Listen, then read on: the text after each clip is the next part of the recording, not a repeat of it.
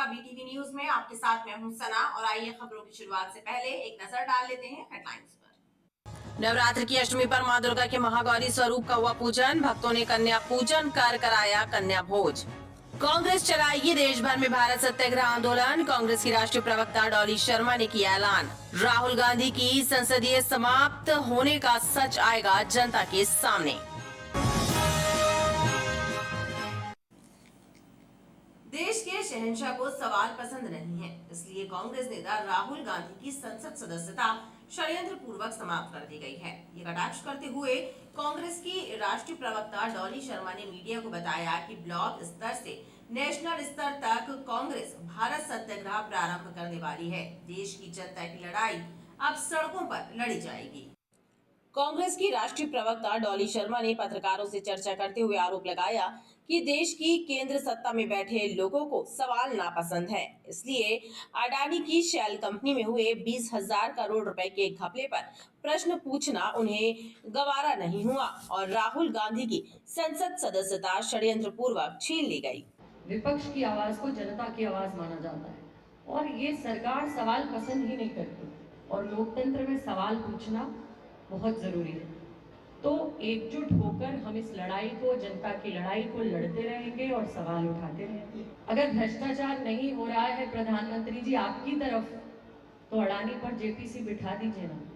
अगर भ्रष्टाचार नहीं है प्रधानमंत्री जी आपकी तरफ, तो नीरव मोदी दावोस में आपके पीछे खड़े थे, वो हिंदुस्तान छोड़कर कैसे भागे? आपके मेहुल भाई हिंदुस्तान छोड़कर कैसे भागे प्रधानमंत्री जी? ललित मोदी हिंदुस्तान के बाहर क्यों हैं? उनकी तस्वीरें तो आपके साथ ही दिखती थी। और राहुल जी जैसा जो हमारे नेता राहुल गांधी जी के साथ हुआ, उसका सामना करना पड़ रहा है। लेकिन हमारे नेता ने कहा संसद का हक छीन सकते हो, लेकिन सड़कों पर मैं ये लड़ाई लड़ता रहा। डॉली शर्मा ने बताया कि कांग्रेस हार मानने वाली नहीं है। ब्लॉक स्तर से राष्ट्रीय स्तर तक भारत सत्याग्रह चलाकर लोगों को सच्चाई बताई जाएगी। पूरा का पूरा फोकस इस सत्याग्रह का, इस लोकतंत्र को, हिंदुस्तान के लोकतंत्र को बचाने का। जिस तरीके से ये तानाशाह सबसे देश की ऊंची कुर्सी पर बैठकर और ये तानाशाही फरमान सुना रहे हैं और लगातार जनता की आवाज को कमजोर कर रहे हैं। कांग्रेस पार्टी का एक एक कार्यकर्ता डिस्ट्रिक्ट लेवल से, स्टेट लेवल से, नेशनल लेवल तक हिंदुस्तान की जनता की आवाज, लोकतंत्र को मजबूत रखने के लिए उठाता रहे। कांग्रेस की राष्ट्रीय प्रवक्ता ने कहा कि पिछड़ा वर्ग को बरगलाने की कोशिश को कामयाब नहीं होने दिया जाएगा। पिछड़ा वर्ग के कई संगठन सच्चाई जानते हैं। ये ओबीसी जाति के ठेकेदार बन गए हैं। लेकिन मैं आपको बताऊंगी कि ये जो अखबार है, आप ही की महल का दैनिक भास्कर है, और इस दैनिक भास्कर में खुले तौर पर लिखा है कि राष्ट्रीय ओबीसी महासंघ ने केंद्र सरकार को चेतावनी दी है।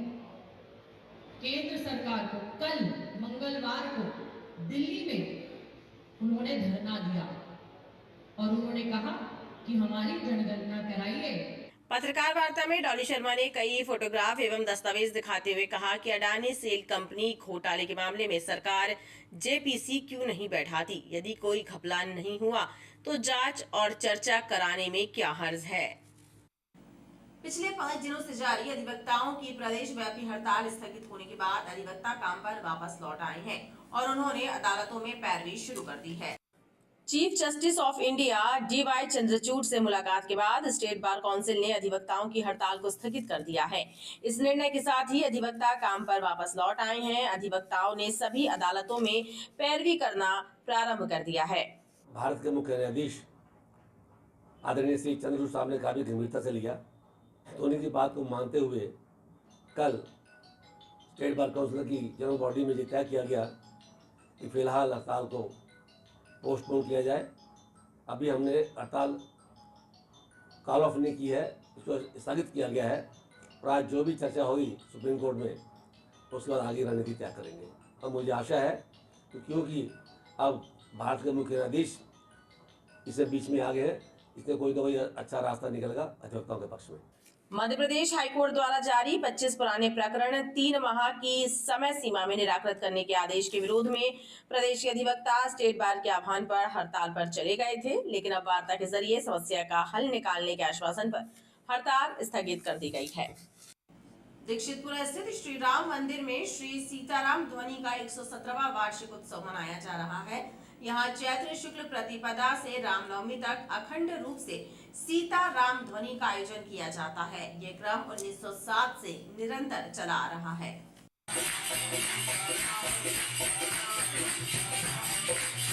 शहर के ऐतिहासिक मंदिरों में से एक दीक्षितपुरा श्री राम मंदिर में चैत्र नवरात्र की धूम है। यहाँ एक अनुपम परंपरा का भक्ति पूर्वक निर्वाह हो रहा है। श्री राम भक्तों द्वारा बैठकी के दिन से रामनवमी तक अखंड रूप से सीताराम ध्वनि का आयोजन किया जाता है। ये परंपरा 107 वर्ष पुरानी है।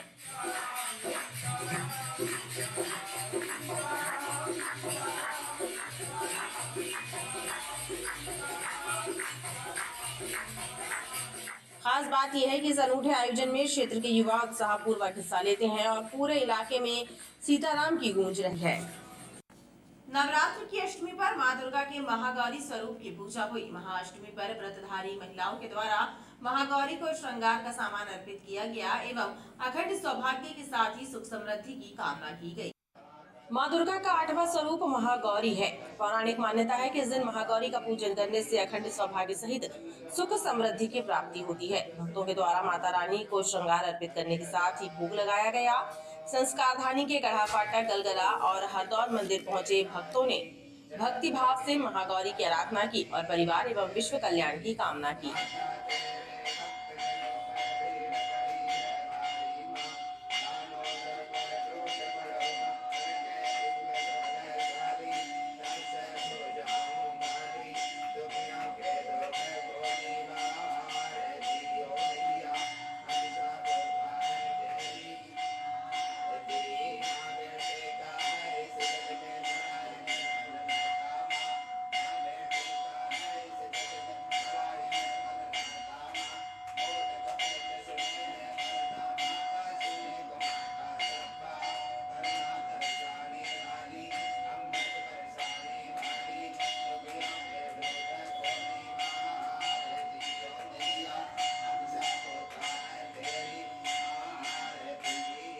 आज नवरात्रि का अष्टमी का दिन है। माँ को बहुत माना जाता है। यहाँ पे माँ की काफ़ी पूजा हुई जाती है। यहाँ पर मनोकामना भी पूरी हुई जाती है। बहुत दूर दूर से लोग आते हैं यहाँ पे माँ को जल अर्पण किया, जोत बाती सबको ये माँ की चुनरी दी जा रही है। गलगला माई का मंदिर है। यहाँ पर सभी की मुरादें पूरी होती हैं और यहाँ पर लोगों का तांता सुबह से लग जाता है और मैं अपने पूरे परिवार के साथ यहाँ आता हूँ।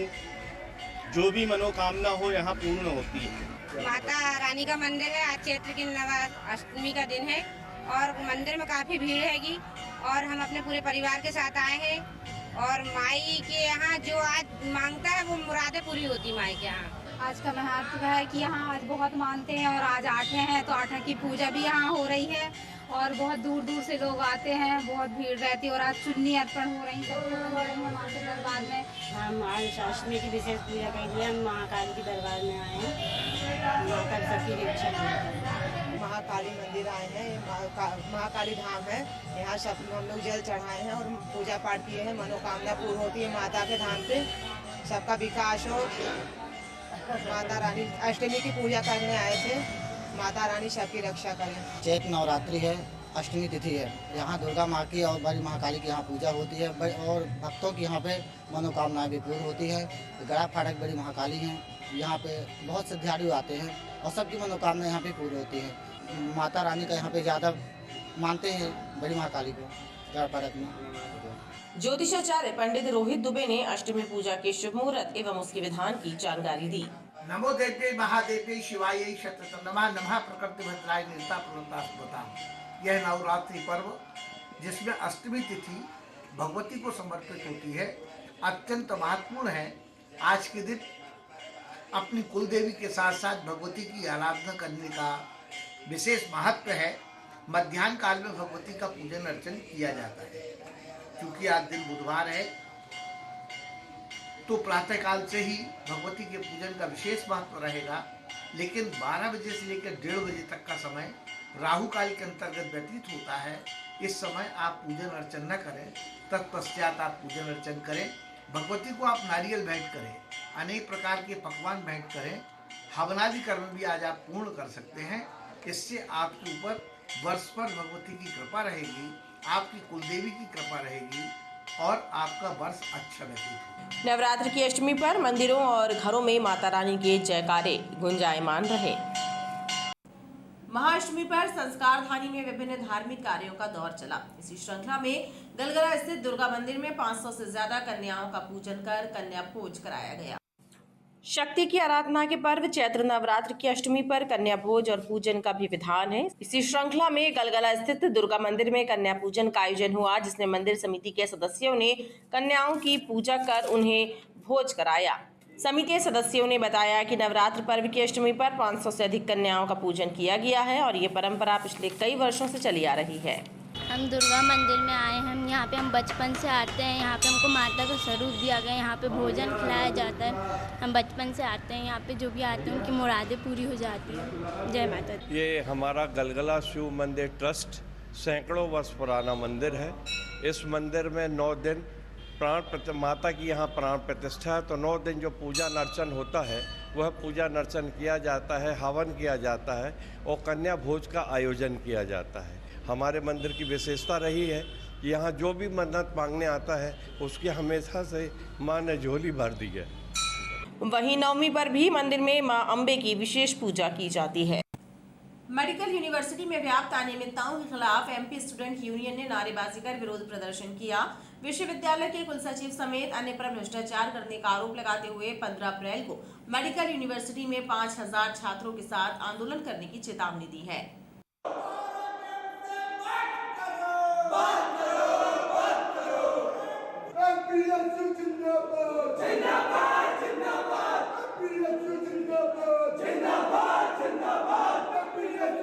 नारेबाजी करते हुए विरोध प्रदर्शन कर रहे ये लोग मध्य प्रदेश स्टूडेंट यूनियन के सदस्य हैं। इनकी मांग है कि मध्य प्रदेश आयुर्विज्ञान विश्वविद्यालय के कुल सचिव एवं वित्त नियंत्रक को निलंबित किया जाए।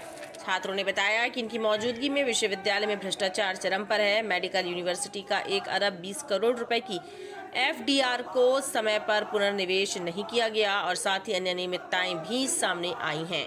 1.5 से 2 अरब पैसा जो कि FD में जमा करना चाहिए, जिसका करोड़ों रुपए ब्याज आना चाहिए, उसको FD में ना करके सेविंग अकाउंट में रखकर MOD कर नियमों को ताक पर रखते हुए अपने निजी लाभ अर्जित करता है।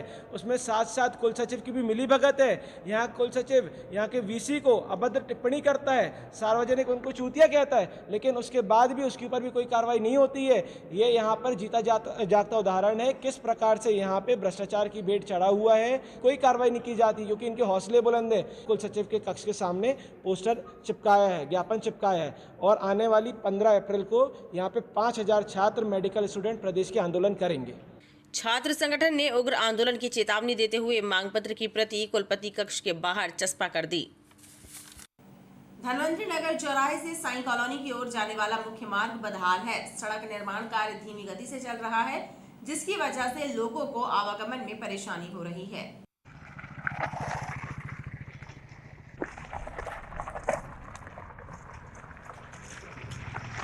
ये नज़ारा है धनवंतरी नगर मुख्य मार्ग का, जहां पर सड़क निर्माण कार्य की धीमी गति लोगों के लिए मुसीबत का सबब बन गई है। स्थानीय लोगों का कहना है कि पिछले वर्ष जुलाई से निर्माण कार्य की स्थिति जस की तस बनी हुई है। उन्होंने बताया कि इस रोड से स्कूल आने जाने वाले बच्चे भी निकलते हैं और कई बार तो दुर्घटनाएं भी सामने आती हैं। कई सालों से ये बन ही रही है, बिगड़ रही है। अभी तो ये कम से कम 1 साल से देखते चले आ रहे हैं, जैसी है वैसी ही है। इसमें कहीं थोड़ा बहुत सुधार कार्य होता है तो फिर कहीं से खुदाई शुरू हो जाती है। कुछ इसका समझ में ही नहीं आ रहा है कि कौन बनवा रहा है और कब तक बनेगी। आने जाने में इतनी परेशानी होती, वन वे होने के कारण तो लोग आए दिन यहाँ पे गिर। मैं खुद यहाँ गिर चुकी हूँ, अभी तक मेरे हाथ में यहाँ पे सूजन बनी हुई है। यहाँ पास में ही स्कूल है, बच्चे आते जाते हैं, उनको परेशानी होती है आने जाने में और आए दिन दुर्घटनाएं होती रहती हैं, तो बहुत ज़्यादा दिक्कत हो रही है। और मैं चाहती हूँ कि जल्द से जल्द सड़क का निर्माण कार्य पूर्ण कराया जाए, क्योंकि यहाँ धूल भी इतनी ज़्यादा उड़ती है कि हम लोगों को ना दिन भर दरवाज़ा लगाए रहना पड़ता है। बहुत ज़्यादा धूल उड़ती है और मैं चाहती हूँ कि शीघ्र से शीघ्र निर्माण कार्य कराया जाए। महाराणा प्रताप वार्ड की मेन सड़क से साई कॉलोनी तक की स्थिति विगत 7 जुलाई से यह स्थिति है कि यहाँ के बासिंदे नारकीय जीवन जी रहे हैं। यहाँ पर 4 से 5 स्कूल्स हैं। स्कूल के जो बच्चे आते जाते रहते हैं, एक्सीडेंट के इनके बहुत ज़्यादा चांसेस हैं। क्या एक्सीडेंट होता ही रहता है।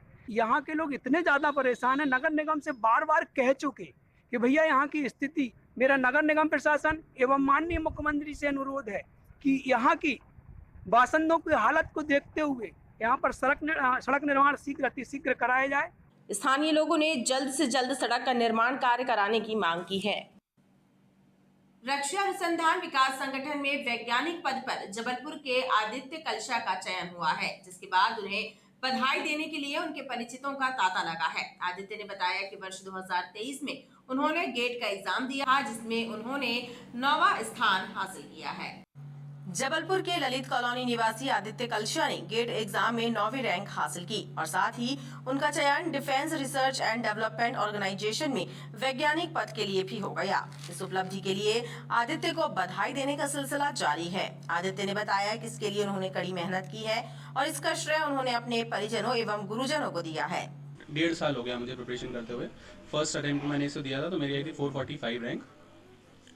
उसकी प्रिपरेशन के लिए मैंने बेसिकली कुछ बुक्स मंगाई, सेल्फ स्टडी से पढ़ाई की है, अपना शेड्यूल बनाया है और शेड्यूल पे स्टिक रहा हूँ। अभी मुझे DRDO साइंटिस्ट की जॉब का ऑफ़र आया है, लास्ट डे कल, तो या उसको ज्वाइन करने की उसको ज्वाइन करूँगा और ESE UPSC का एग्ज़ाम होता है, उसकी तैयारी कर रहा हूँ, उस पे आगे प्रिपेयर करूँगा। मैंने BTech की है IIT कानपुर से और एग्ज़ाम जबलपुर में ही होता है, हर शहर पे होता है। इट्स गेट एग्ज़ाम है, ऑल ओवर इंडिया होता है। आदित्य की उपलब्धि से उनके परिजनों में खुशी की लहर है। खबरों का सिलसिला लगातार जारी रहेगा। आप देखते रहिए BTV न्यूज़।